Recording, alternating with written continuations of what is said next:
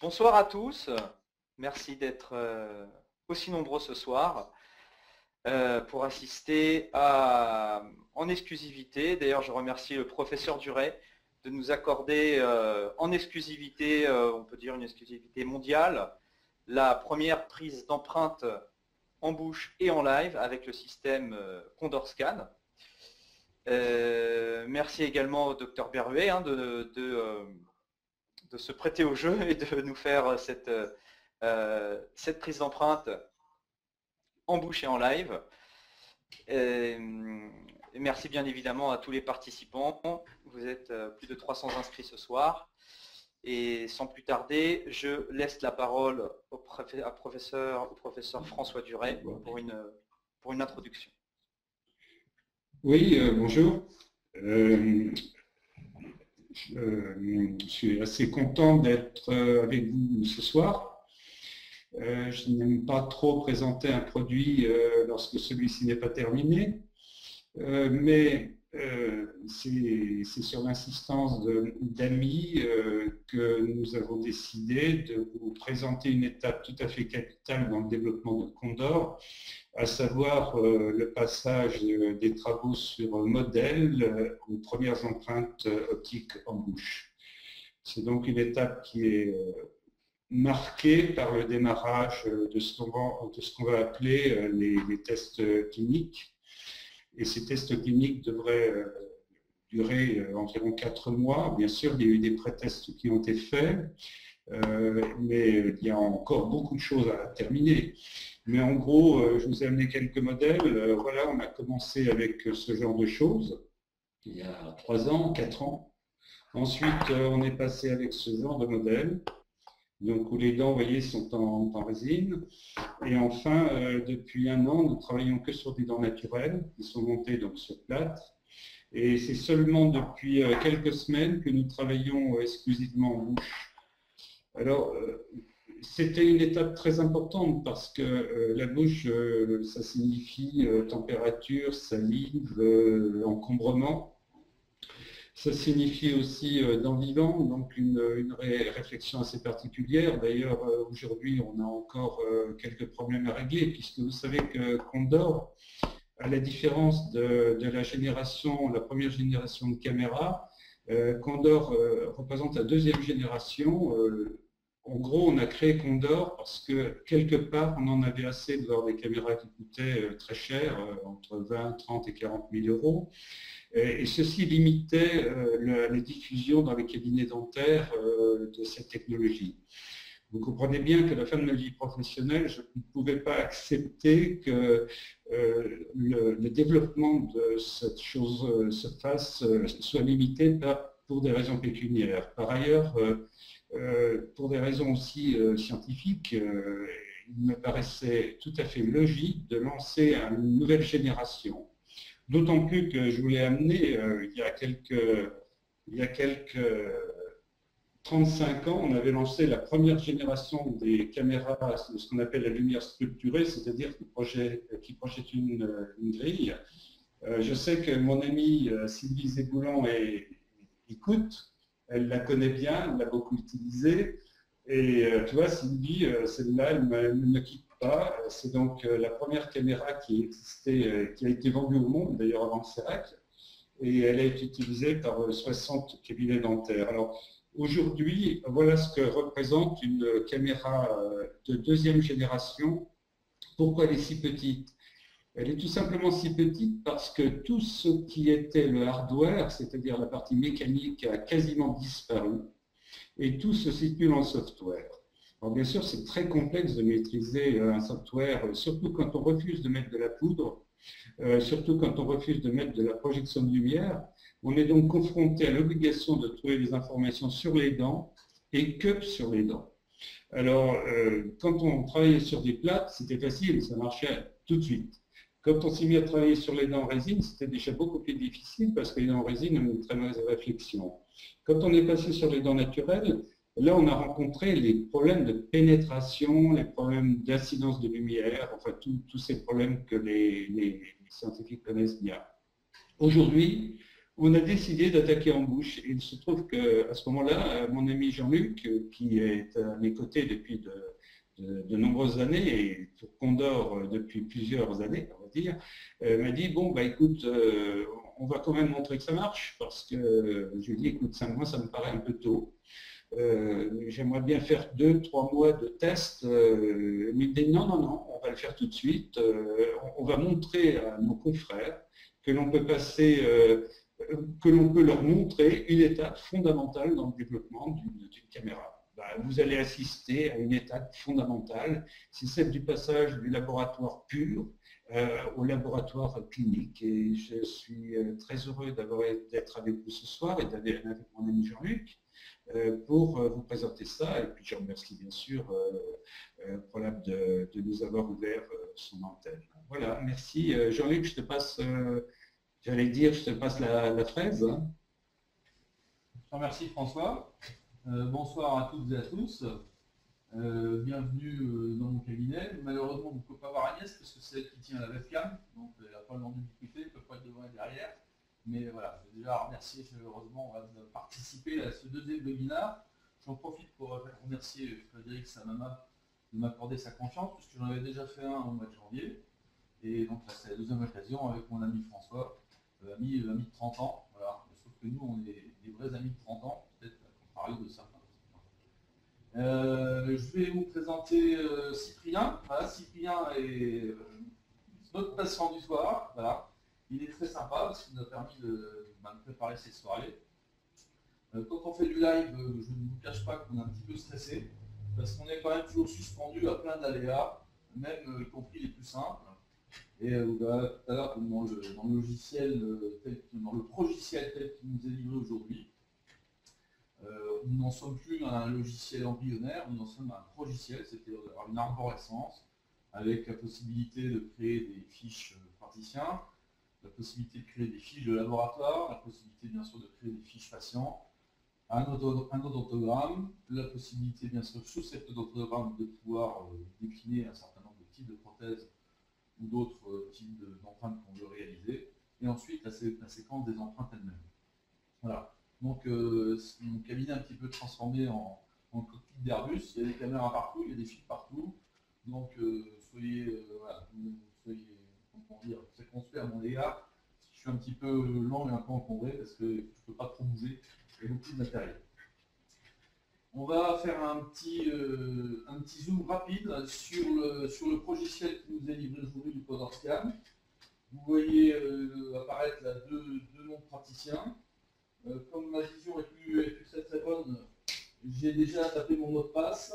Là c'est le premier passage pour voir si ça fonctionne. Ok, tout fonctionne bien. Vous voyez qu'il y a la possibilité de créer des nouveaux patients. Bon, je ne pense pas que la partie administrative d'un logiciel soit particulièrement passionnante. Je crois qu'il vaut mieux qu'on s'attarde sur l'empreinte optique intrabuccale elle-même et ensuite sur le débat qui tournera autour de ce qu'on peut faire aujourd'hui avec le CondorScan et qu'on ne peut encore pas faire malheureusement, mais qu'on pourra faire plus tard avec lui.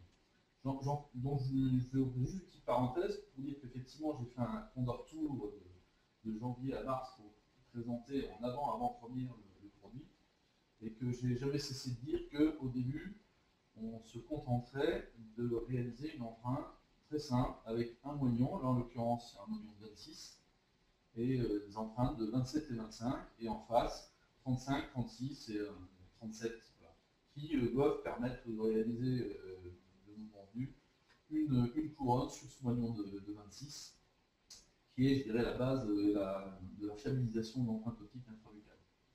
Voilà. Donc, je dis qu'on n'en ferait pas plus. On verra si, chemin faisant, on se trouve à lire des ardeurs. Et on va rentrer tout de suite dans le vif du sujet de l'arborescence du logiciel. Je vais donc appeler un patient. Ce soir, on va dire qu'il s'appelle CondorScan. On a déjà effectué quelques empreintes auparavant. Voilà. C'est une fiche patient administrative, il n'y a rien de spectaculaire ni de passionnant. Mais ce qui est important de dire, c'est que l'empreinte optique maintenant est intégrée dans un processus administratif avec une fiche de laboratoire et la possibilité d'envoyer un fichier à son prothésiste. appareil comme il se doit à un odontogramme. Là, en l'occurrence, sur cette 24, je pense que Cyprien a dû subir un traitement orthodontique pendant son adolescence. Enfin, toujours est-il, il n'a pas de 24, donc je la déclare à 100. Et sur la 26, nous avons décidé de faire une couronne en céramo-zircone, céramo-zirconique. Voilà. Et puis on commence le processus de scannage. Voilà. Donc ici, bien entendu, c'est une empreinte en bouche, et pas sur place. Et je vais commencer à œuvrer cliniquement. Comme la séquence pour l'instant impose de commencer par l'empreinte mandibulaire, de continuer par l'empreinte maxillaire et de terminer par l'occlusion, je vais donc installer mon patient pour faire l'empreinte mandibulaire. Pour être tranquille, vous savez, je m'en suis déjà servi. Voilà, ce petit dispositif, cette aspire salive, me permet, vous allez pouvoir le constater, voilà, voyons, en sorte de réaliser ce que j'appelle moi le corridor optique. Le corridor optique, voilà, c'est quelque chose que je vais réserver entre mes doigts où j'écarte la joue des surfaces vestibulaires de mes dents. Et donc, je récline la langue, j'aspire la salive, bref, je me débarrasse de tout ce qui peut être en mouvement et qui pourrait créer des artefacts et polluer l'empreinte et perturber la caméra. Bien entendu, il s'agit de sécher le mieux possible la surface des dents. Ok. Voilà. Parce que la caméra est encore un petit peu sensible à la salive, et donc on va faire en sorte de débarrasser cette salive et de faire la meilleure empreinte possible. Je m'empare de mon Condor Scan. Okay. Et là, on va faire une petite manipulation logicielle, puisqu'on a deux webcams, et on va basculer sur la webcam écran.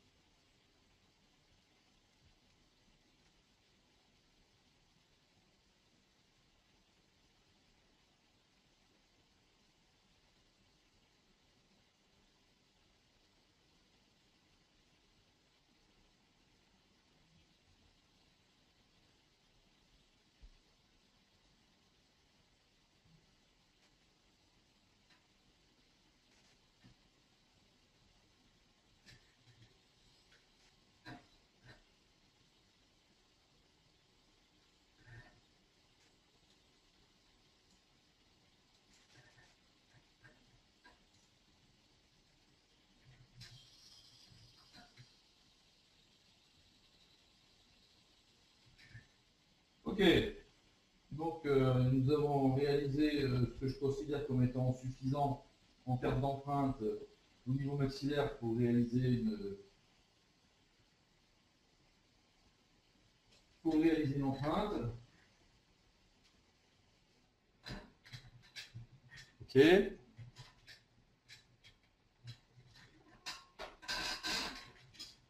On va passer tout de suite au maxillaire, c'est-à-dire à l'endroit où se trouve le moignon de cette 26. Idem à ce qu'on a fait précédemment. Je serre bien les dents.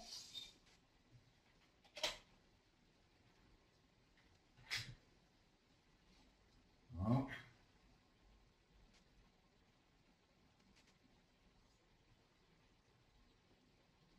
On va commencer l'empreinte et on va de nouveau basculer sur la caméra écran.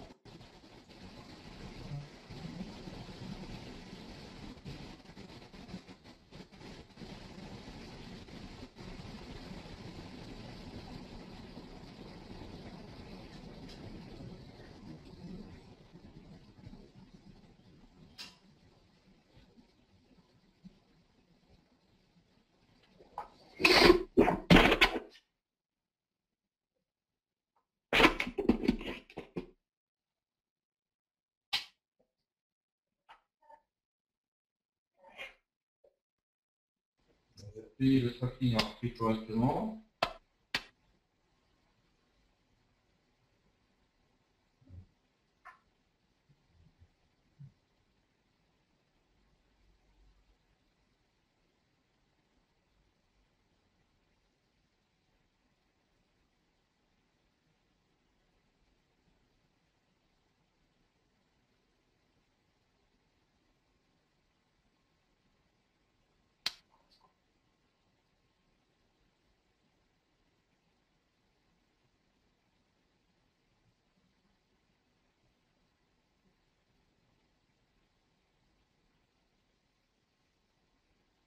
On peut passer sur notre caméra.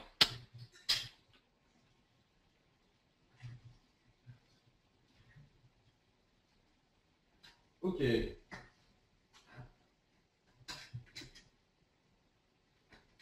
Voilà. Donc vous avez pu voir qu'il arrive de temps en temps qu'il y ait une perte de tracking. Le rectangle devient rouge. Il ne faut pas s'affoler. Je voulais souligner que depuis 6 mois, le tracking a été amélioré d'une manière extraordinaire. Et ce qui m'importe sur le plan clinique, c'est d'avoir un tracking qui soit fiable, qui reprenne rapidement à un endroit où on s'est perdu.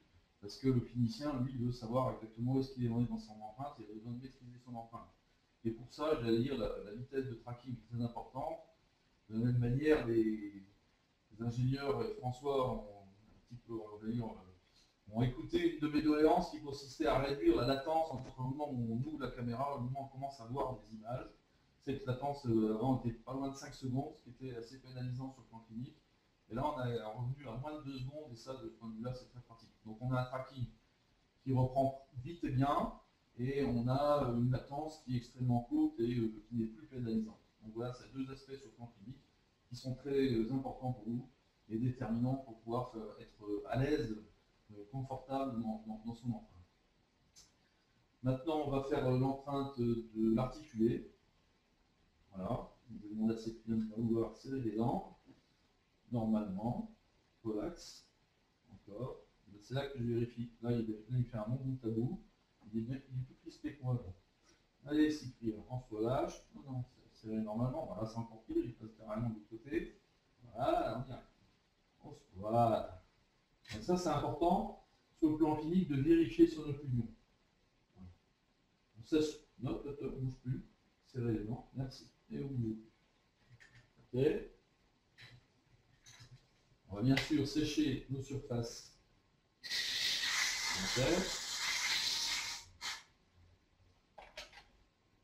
S'emparer du pont dorsal et passer à la séquence 3 de prise d'empreinte de l'occlusion.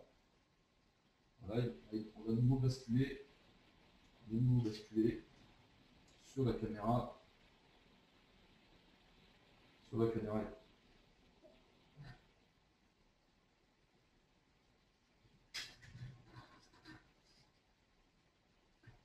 Non, on prend pas qui, une plus.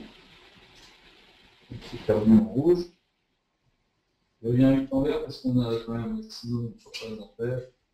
Donc la prise d'articulé, c'est tout ça.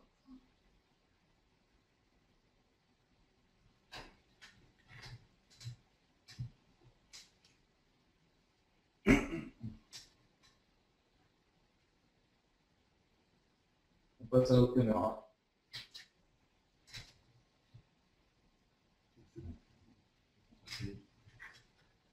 Ok, donc on a fait l'essentiel pour faire réaliser une couronne sur une 26.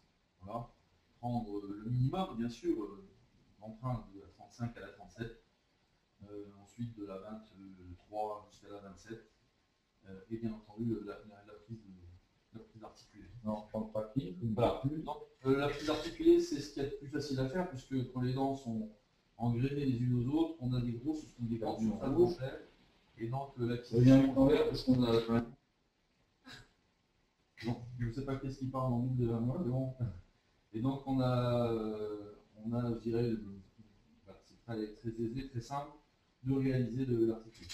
Je vais, puisque ça se passe plutôt pas trop mal, je vais essayer de prendre un risque de faire une arcade palatine, c'est-à-dire faire une empreinte, je vais essayer, hein, de la 26 à la 16. Pour montrer qu'on peut, voilà, que l'empreinte d'arcade complète n'est pas encore là, mais ne va pas tarder à arriver. Et je pense que je ne doute pas que d'ici la fin de l'année, on ait possibilité de faire des arcades complètes. J'avais dit lors du Pandore Tour que c'était prématuré à ce jour au mois de juin 2014. C'est encore le cas, mais on peut au moins déjà faire une arcade complète palatine. Et donc je vais essayer de faire ça. Voilà. Alors, de la même manière, on va basculer sur la caméra écran.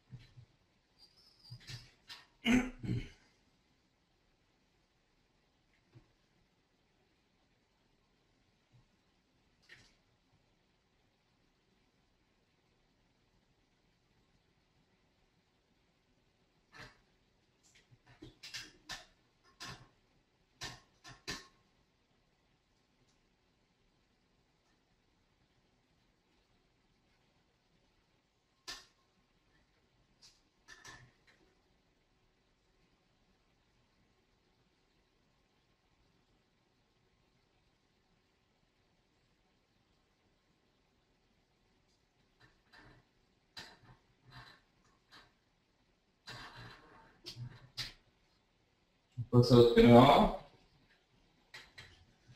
Ok. Donc vous avez vu qu'à un moment donné, on perd le tracking. Alors comme je n'ai peur de rien, je vais essayer quand même de revenir. Je vais essayer de venir chercher un petit peu d'infos dans les trous, là où il m'en manquait au niveau de la 22 et de la 23. Voilà. Donc je vais reprendre au niveau de là où on s'est perdu, c'est-à-dire en pas d'atteindre la 16.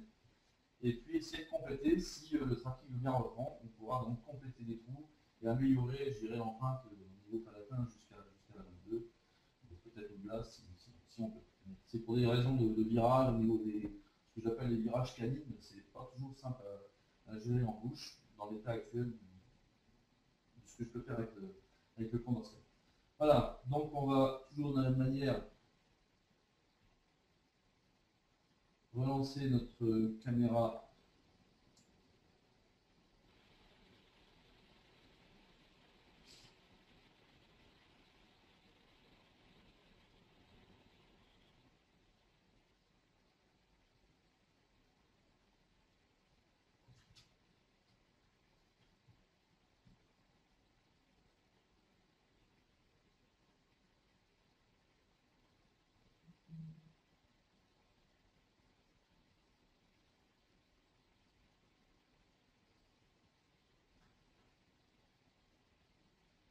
De s'accrocher.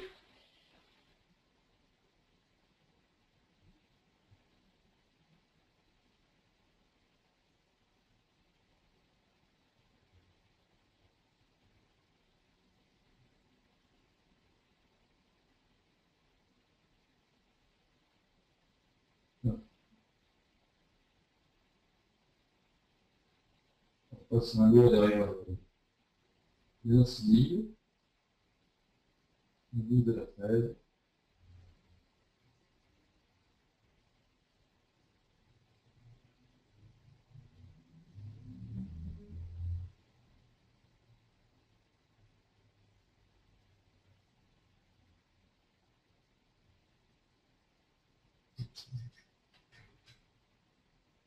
On passe sur votre caméra.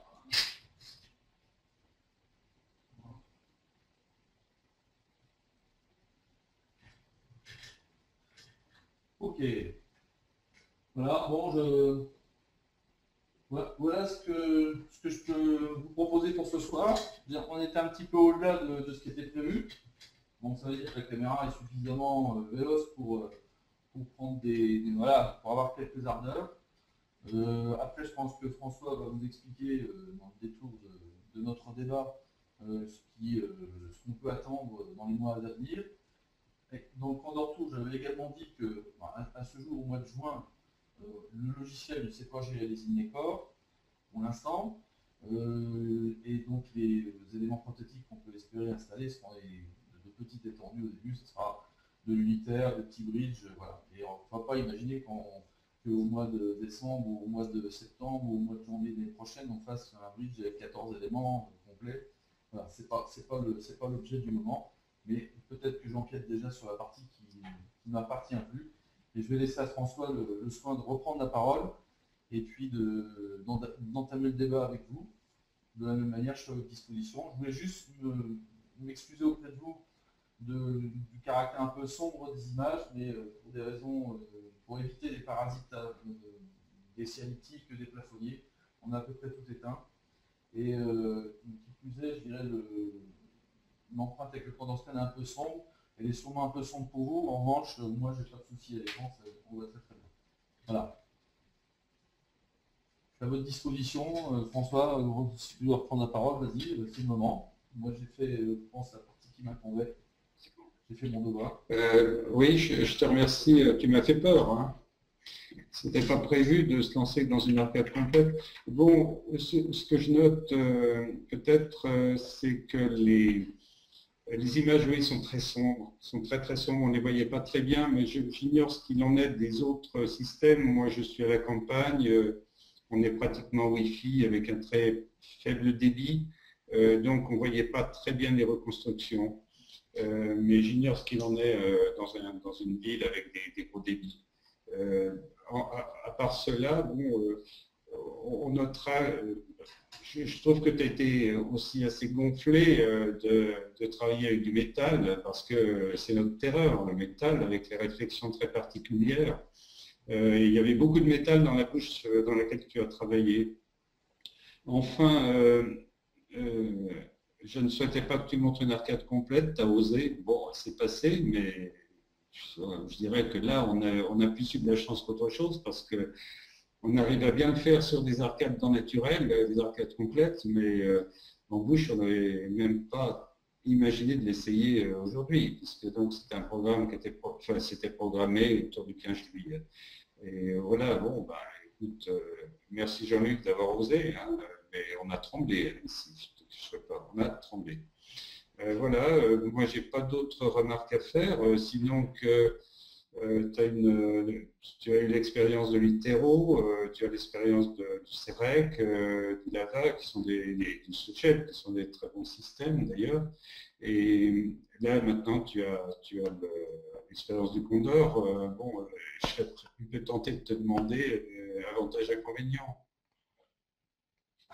Avantage et inconvénient du Condor Scan par rapport aux autres, ça c'est la patate chaude, là, François. Bah non, mais tu sais, faut pas être gêné. Hein. Si je te pose la question, c'est qu'il faut le dire en toute franchise. Et personnellement, je pense que c'est la meilleure caméra du monde.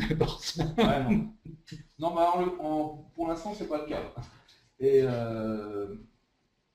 y a une chose qui est sûre, c'est que depuis 16 mois que tu as présenté pour la première fois cette caméra, on a bien senti tous ceux qui se sont donné la peine d'aller la voir, soit à Cologne, soit depuis sur différents salons, qu'au niveau de la restitution des couleurs, on avait quelque chose qui était super bluffant Et voilà, ça c'est un avantage indéniable du CondorScan, c'est qu'on a vraiment des surfaces dentaires qui parlent, quoi. On a vraiment l'impression de la restitution informatique et ce qu'on voit avec nos propres yeux.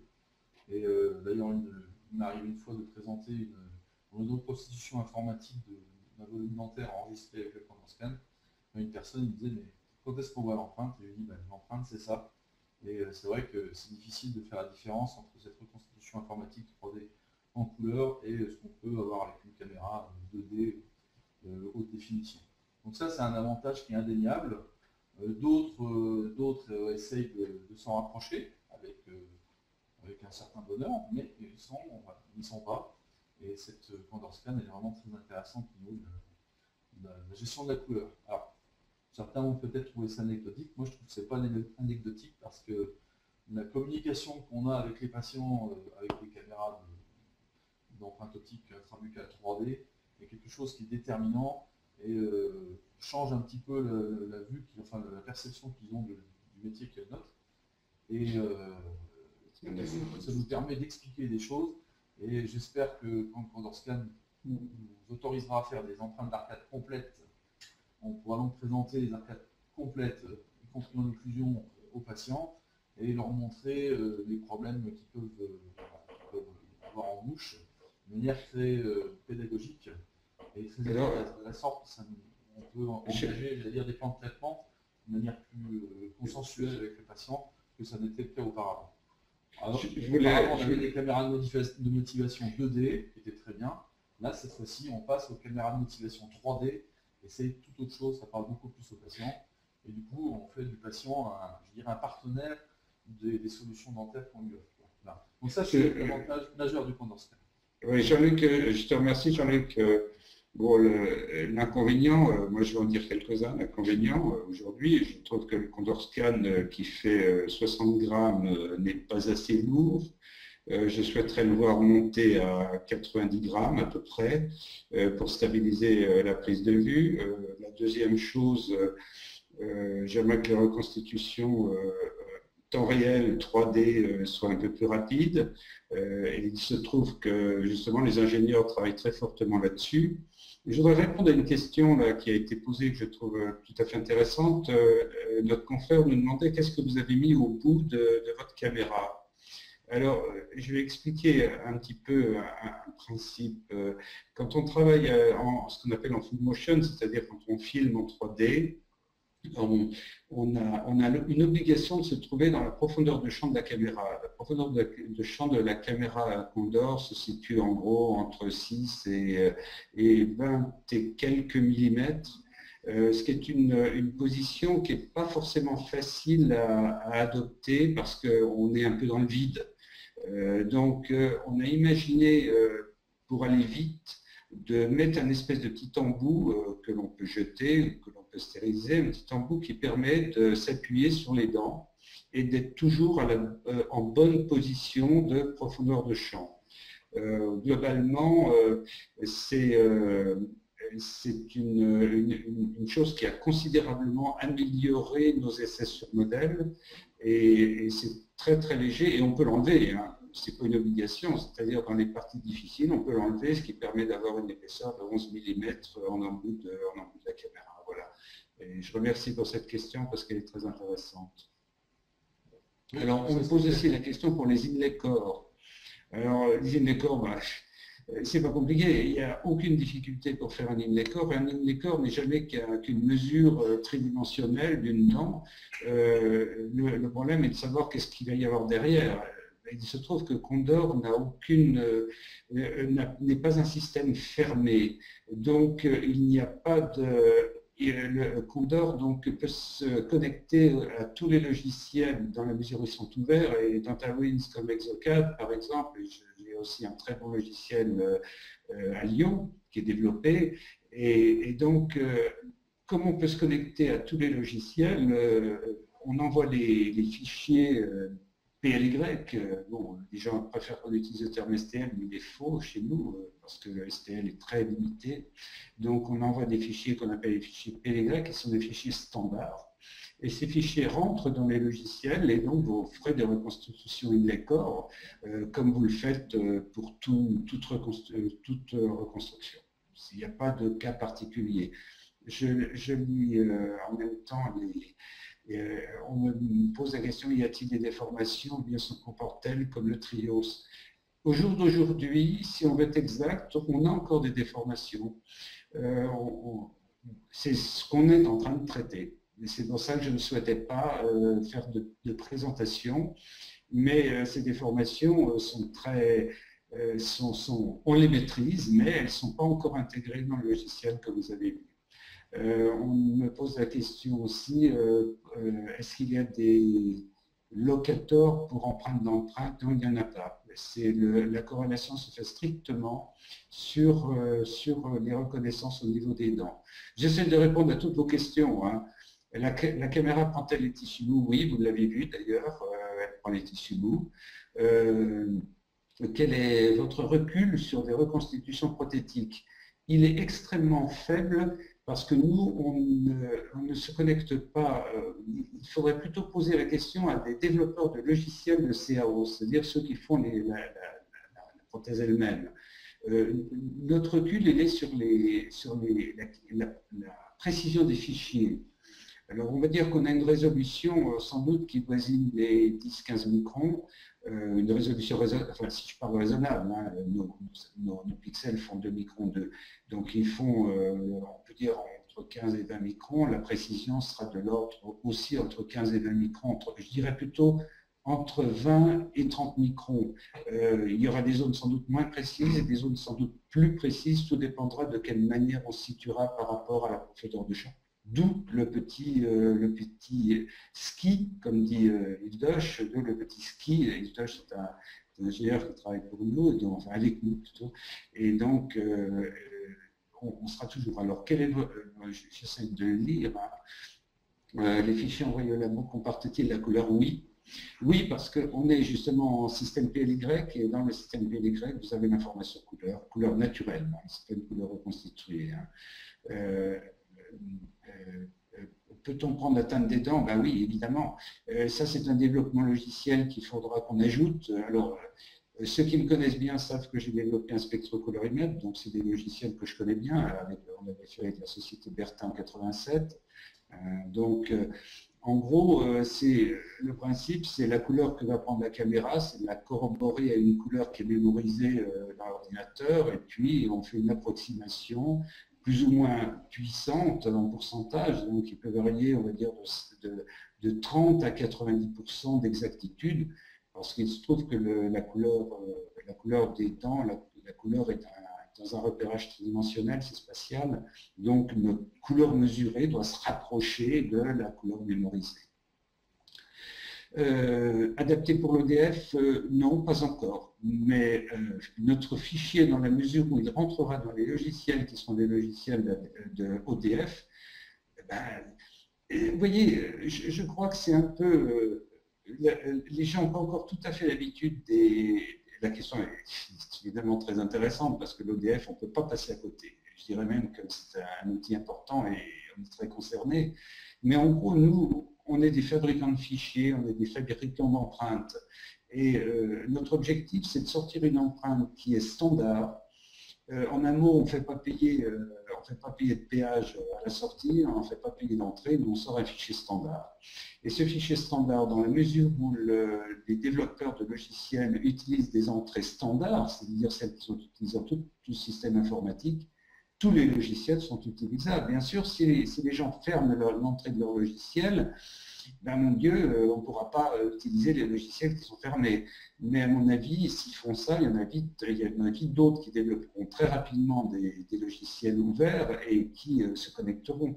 C'est un peu, quand vous utilisez la caméra, c'est comme si vous me posiez la question, est-ce que votre clavier peut se connecter sur mon ordinateur? C'est un peu la même chose. Nous, on développe un clavier, mais c'est un clavier de prise d'empreinte tridimensionnelle. Excuse-moi, Jean-Luc, j'ai beaucoup parlé, je ne t'ai pas laissé la parole, hein, parce qu'il y a beaucoup de questions qui sont très intéressantes, qui sont posées par nos confrères.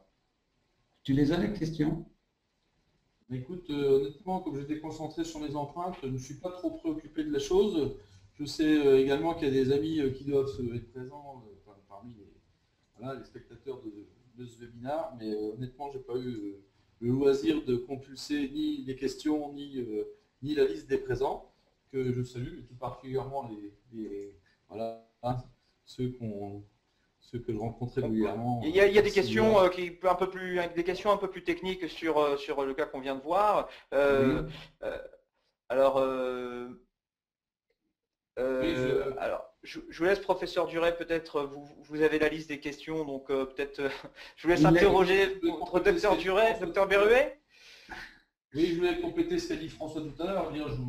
Moi, voilà, j'ai l'habitude de faire des empreintes optiques intrabuccales avec pas mal de caméras. Et donc, moi, je considère la Condor-Scan comme les autres. Je vais faire en sorte que ce soit un outil pratique, quoi. Et je ne voulais pas prendre un cas trop parfait, quoi, ou trop, avec un moignon taillé de manière idéale, parfaite, sur une dent vivante qui aurait quasiment pas eu de carie. Voilà, quelque chose qui est, voilà, qu'on ne rencontre quasiment jamais cliniquement. J'ai pris un cas, vous m'excuserez Cyprien, j'ai pris un cas standard.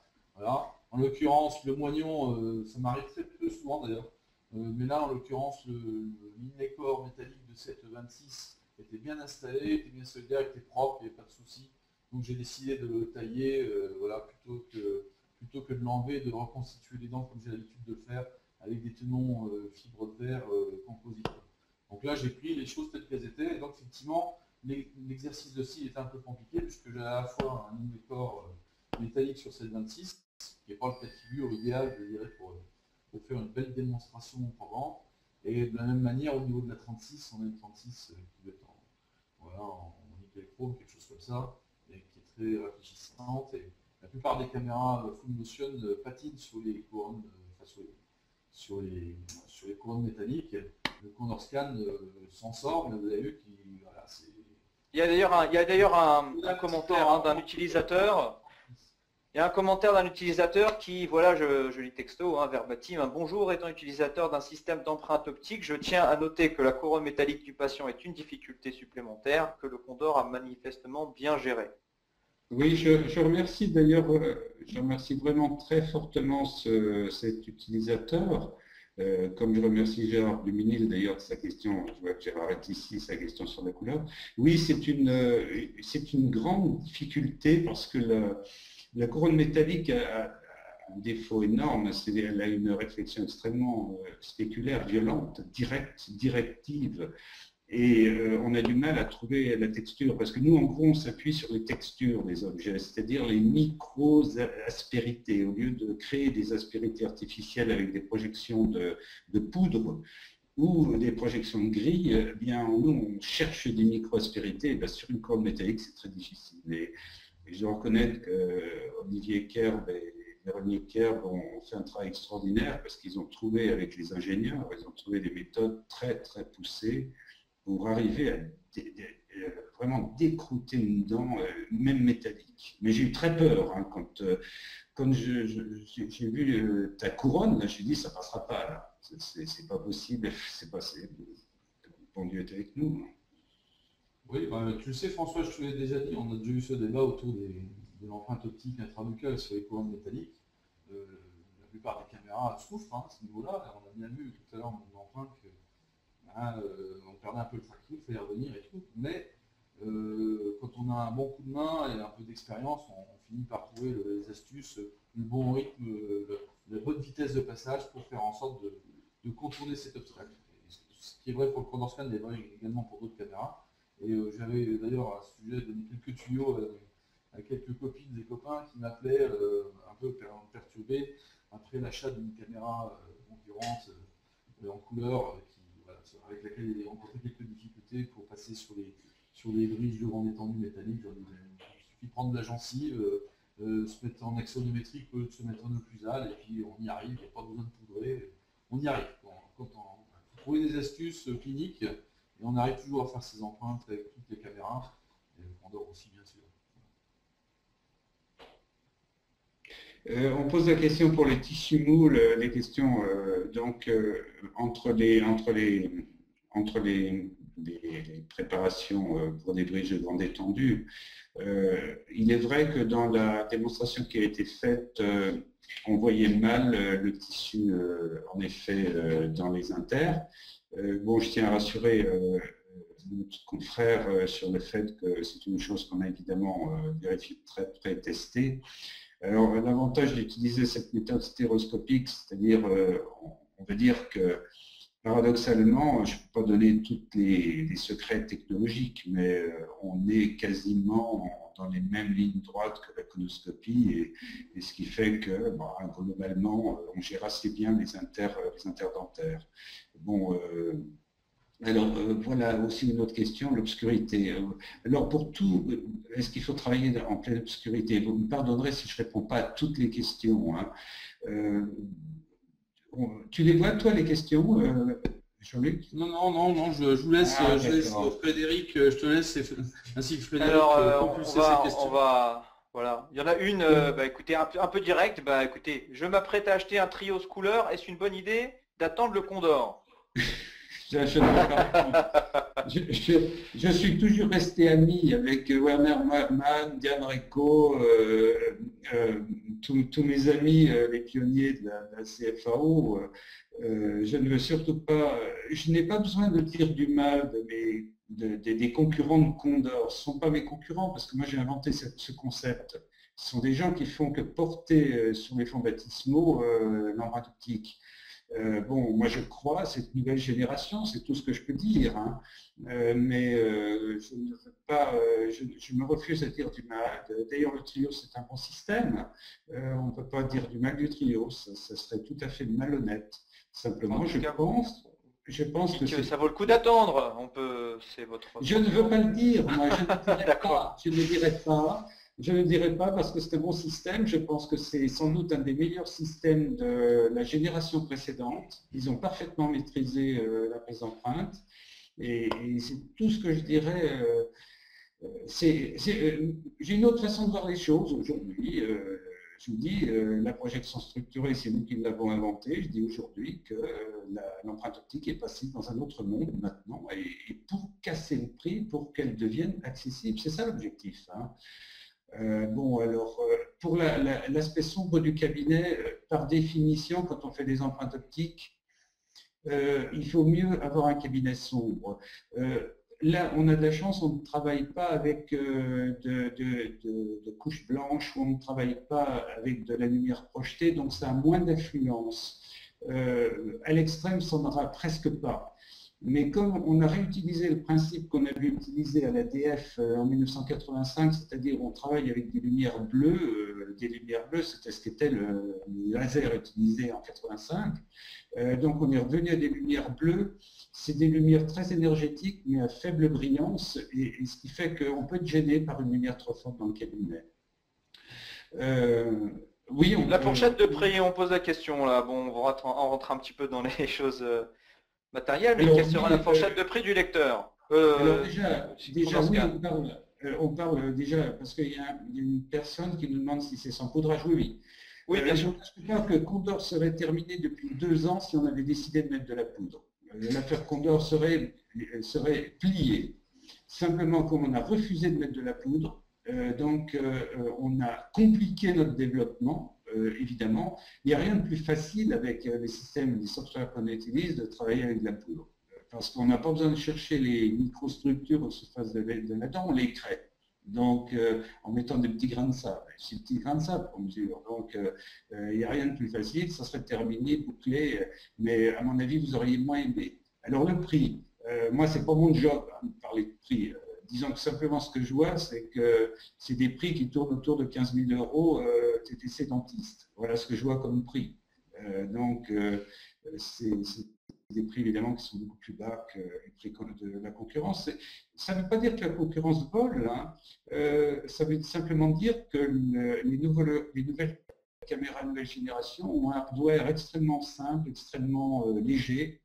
Et donc, ça ne coûte pas très cher de les fabriquer. Ce qui coûte cher, c'est les logiciels, le développement des logiciels et toute la recherche qui a permis d'arriver à ces logiciels. C'est ça, au fond, qui est vendu avec Condor.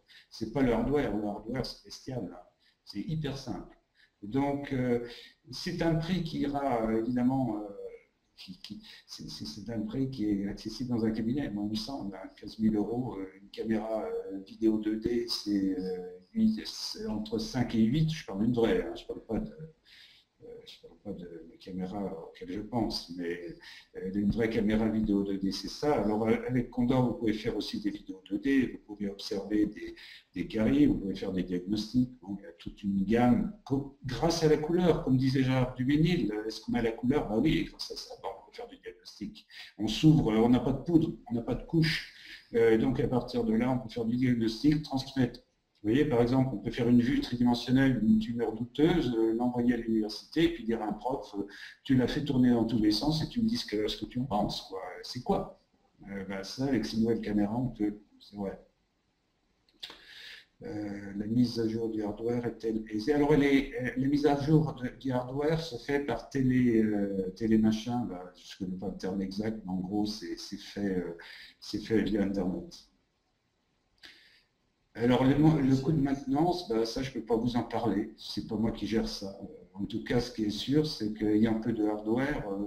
On va dire que ça sera surtout des opérations de recalibrage, éventuellement. Je vois que ça. Et puis l'évolution hein, des softwares. Pour le hardware, moi, j'avais entendu que c'était une histoire de centaines d'euros. Voilà, ça me paraît c'est l'information qui m'a été donnée. Le hardware est, comme vous disiez, l'essentiel est dans le software. Et le hardware, voilà, s'il faut changer la caméra, ça sera une histoire de centaines d'euros, pas plus. Oui, ça me paraît tout à fait raisonnable comme approche et comme réponse. Hein. Donc, il ne faut surtout pas d'ailleurs que ce soit plus cher, parce que moi, ce que je veux, c'est que l'empreinte optique pénètre dans les cabinets. Donc, c'est mon but. Donc, il ne faut pas que ce soit cher. Et comme on n'a pas de hardware, on a du soft, ça simplifie. Hein. Ça diminue considérablement le prix. D'ailleurs, nous, on part du principe que s'il y a un problème avec une caméra, on la change. Oui. On ne veut même pas s'enquiquiner à la réparer, on la change. Voilà, donc c'est vous dire que le hardware n'est pas un de nos problèmes. Alors, envisagez-vous une application implantaire sur le scan post ou le scan body? Bon, vous savez qu'on a des relations tout à fait privilégiées avec Philippe Véran et Biotech. Inutile de vous dire que si on ne faisait pas ça, on se ferait taper sur les doigts assez rapidement. Donc, ça fait partie des objectifs principaux des développements que l'on mène. Le problème que l'on a, vous l'avez compris, et qu'ont toutes les caméras, c'est un problème de réflexion sur certaines surfaces métalliques. Hein. Date de commercialisation prévue, je dirais fin de... allez, on va dire l'ADF sera sans doute un grand moment, si tout se passe comme c'est prévu. Mais vous savez, un chercheur, un fondamentaliste comme je crois l'être, j'espère l'être, a toujours des doutes et ne voit que ses doutes. Alors donc, en tout cas, c'est l'objectif. C'est l'objectif 4e trimestre 2014. Puis en plus, j'ai envie de me lancer dans d'autres trucs, donc il faut que ce soit 4e trimestre 2014. Alors, à chaque fois qu'une mise à jour est disponible, y aura-t-il de coûts supplémentaires? Je pense que ce sera lié au programme hein, que vous aurez acquis, c'est-à-dire, c'est un peu comme quand on achète un logiciel, hein, est-ce qu'on achète les mises à jour ou pas? Moi, je vois les choses comme ça. Hein. Si la saisie optique a été interrompue, peut-on... Ah oui, oui, alors ça, on peut l'interrompre, la reprendre. On va jusqu'au bout de la question. Hein. Si la saisie optique a été interrompue, peut-on la reprendre là où on l'a laissée? Oui. Voilà. Oui, alors, vous pouvez la reprendre en vérité partout où vous avez pris l'empreinte. Pas spécialement où vous l'avez laissée. En plus. Vous n'êtes pas obligé d'aller à l'endroit où vous n'êtes pas obligé d'aller à l'endroit où vous l'avez laissé. Vous pouvez la prendre partout où vous l'avez pris, et comme vous pouvez faire apparaître le modèle 3D reconstitué, ben, vous dites, ben, tiens, je vais le mettre là pour réattaquer. Voilà. Alors, comment nettoyer ou protéger la partie intrabuccale de la caméra? Alors, Gérard, c'est de la désinfection. L'objectif, c'est de pouvoir... si on l'atteint aujourd'hui, c'est de pouvoir plonger la tête de la caméra dans un liquide aseptique. Par contre, stérilisation, pas question, puisque donc on a de l'électronique à l'intérieur de la tête. Est-il possible d'avoir une utilisation orthodontique et avez-vous un logiciel permettant le déplacement? Alors, le déplacement virtuel des dents, là encore, c'est pas pour vanter les travaux de mon équipe d'ingénieurs de Henson, mais c'est nous qui l'avons lancé, ça, donc c'est faire. J'espère qu'on aura des contacts privilégiés avec certaines comme Invisalign ou d'autres. En tout cas, il faut qu'on le fasse. Nous, on sort des fichiers et il faut que les gens s'ouvrent à nos fichiers. Et s'ils ne s'ouvrent pas, on poussera les gens à faire la même chose, quoi, et à développer les mêmes logiciels. La raison de l'empreinte optique par l'assistante dentaire est-elle acceptable éthiquement? Alors, éthiquement, non. Elle ne l'est pas en France. Aux États-Unis, elle l'est et les hygiénistes le font. Par contre, elle ne l'est pas. Alors là, on rentre sans doute dans un débat plus formel. Je pense que compte tenu de la montée de l'empreinte optique, tous les formalistes vont être obligés de s'en occuper. Ça sera obligatoire. Aujourd'hui, mais bon, à l'extrême, ce n'est pas mon problème. C'est pas un problème d'ailleurs, parce que je suis sûr qu'il y a des assistants qui feraient de très jolies empreintes optiques. Mais ce n'est pas mon problème. Mon problème, c'est d'avoir une caméra. Et j'espère que les gens vont s'y pencher. J'espère qu'ils vont s'y pencher pour donner une certaine liberté à nos cabinets, nous permettre de nous consacrer totalement à notre clinique. Aujourd'hui, les limites d'une préparation sont très difficiles à prendre. Qu'en est-il de votre système? Alors, la réponse est double. Sur une visualisation, enfin, sur quelque chose qui est accessible à la visualisation, oui, comme on a une lumière, comme je le disais, assez directe, une prise assez directe, principe tonoscopique, je choisis ce terme, mais j'aurais pu en prendre d'autres. Mais donc, j'aurais pu aller de 3M, par exemple, basé un peu sur le même truc. Alors, donc, en gros, oui, mais dans la mesure où c'est très profond, qu'est-ce qui se passe?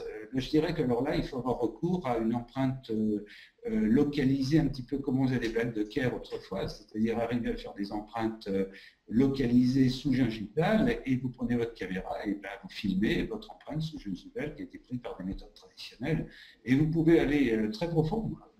Et à partir de là, vous faites la même chose, simplement l'avantage, c'est que c'est numérisé à la sortie. Et donc, c'est un avantage énorme. Alors, 2 empreintes optiques de la même dent réalisées par 2 personnes différentes de telle règle. Non, ça ne donne pas tout à fait le même résultat. Je termine la question parce que c'est vrai que pour que tous les participants l'entendent jusqu'au bout. 2 empreintes optiques de la même dent réalisées par 2 personnes différentes donnent-elles rigoureusement le même résultat? Alors, je ne sais pas par rapport aux autres systèmes. Mon honnêteté scientifique me force à vous dire que ce n'est pas tout à fait le cas aujourd'hui. Donc, je pense que ce sera le cas dans peu de temps. J'ai vu là dans le bureau qui est à côté des trucs incroyables, mais au jour d'aujourd'hui, je ne peux pas l'affirmer. Voilà. Quant aux concurrents, je leur laisse répondre pour leur cas à cette question, parce que c'est une notion de question. Hein. Pourquoi des gants noirs? C'est parce qu'il n'y a pas de réflexion.